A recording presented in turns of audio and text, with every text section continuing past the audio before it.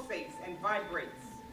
My echo is understood, and its universality and style will educate, stimulate, and motivate humankind.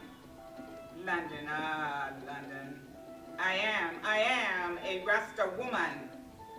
My depth through humor touches the fabric of the human subconscious, thus creating laughter to aid, build, and soothe the mind. London, London judicious, empty. I am a Rasta man.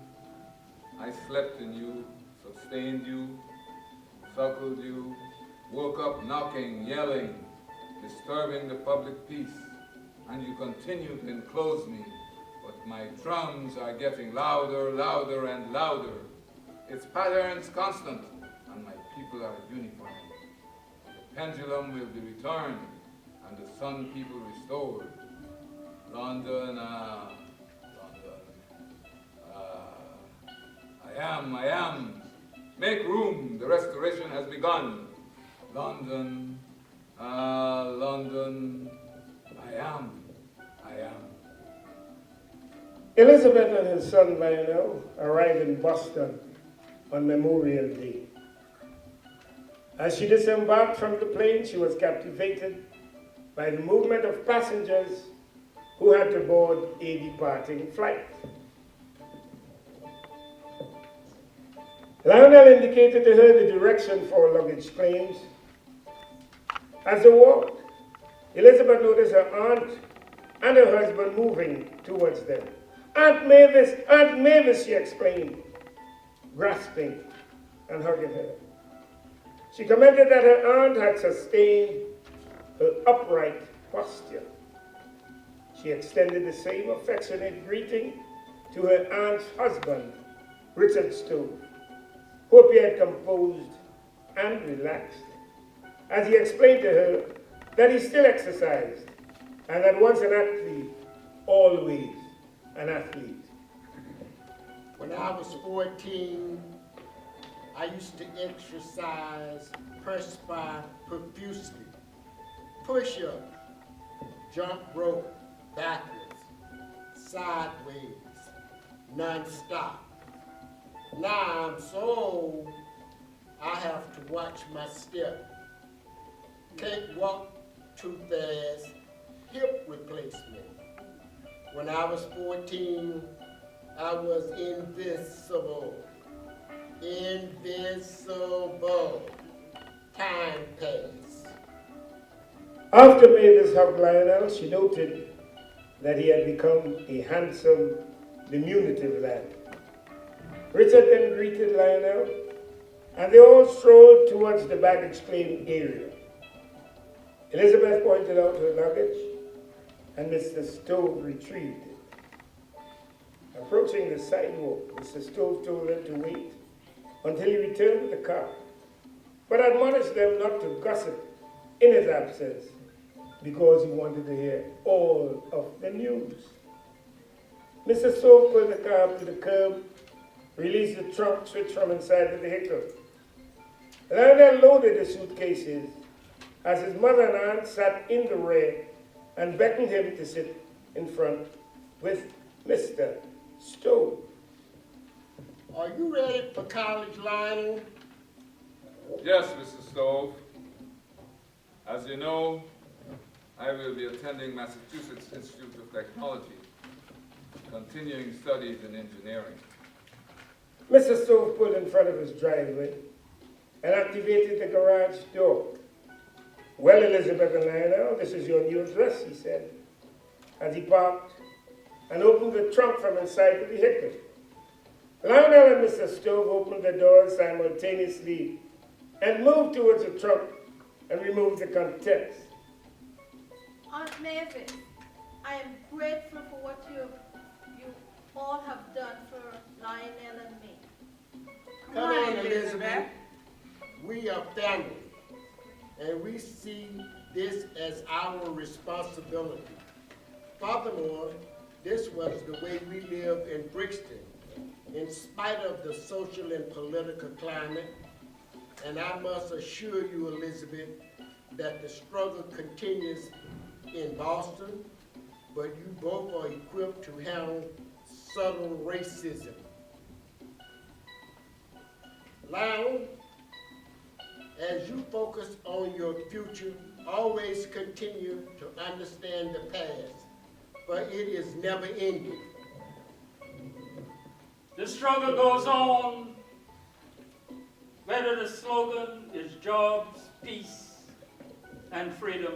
Let the march go on. You must take a stand. Identify oppression and the oppressor, whether you are a prisoner or a lawyer, whether you read, see, or hear, whether you are affiliated or not. Protest politically. Assert self as the tradition of resistance goes on. Take a stand. Take a stand. There's no dignity in wanton barbarism. No paradise until you see the sun. Listen to the drums and get the message, because when you suffer, you create the message of the cosmic power within. The struggle goes on. Uproot the myth. Maintain the aspirations of the masses. Take a stand within your own discipline.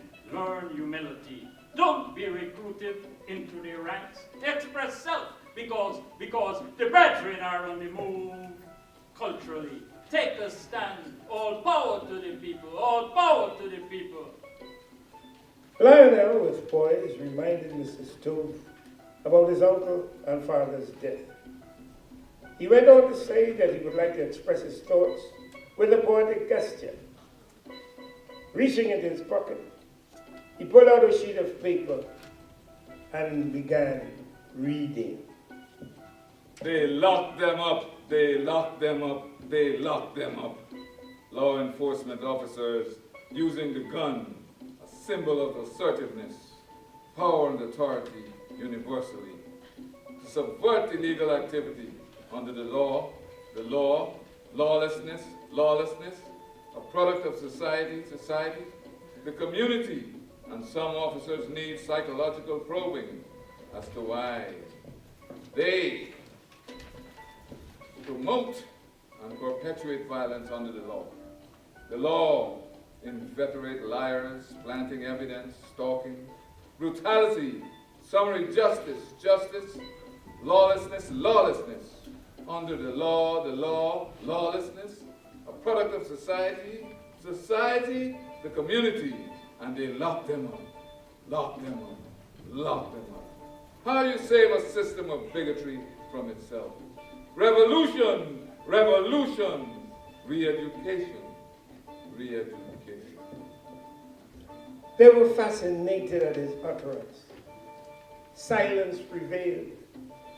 Then chairs and more chairs.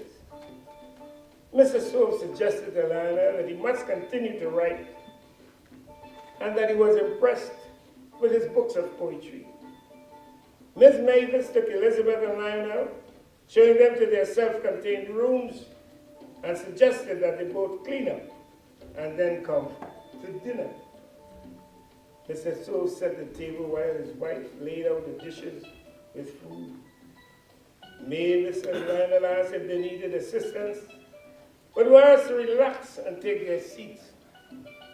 Dinner consisted of jerk chicken, sorrel, peas and rice, ackee and saltfish, salad, and I ain't gonna tell you what they had for dessert. Mavis worked at the Boston City Hospital as nursing director. Lionel had completed studies at MIT and received a scholarship to attend Boston University, where he received his PhD in physics and taught physics at the university.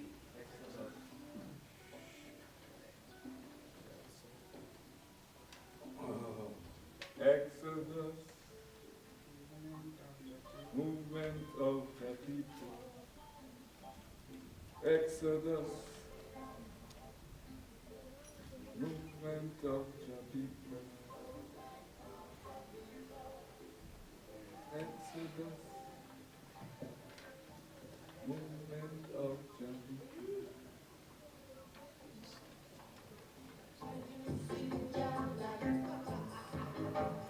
As I mentioned before, Mavis worked at Boston City Hospital as a nurse and director. Lionel had completed his studies at MIT and received a scholarship to attend Boston University, where he received his PhD in physics and taught physics at the university. He also set up a scholarship fund at the University of the West Indies in the name of his grandfather, uncle, and father.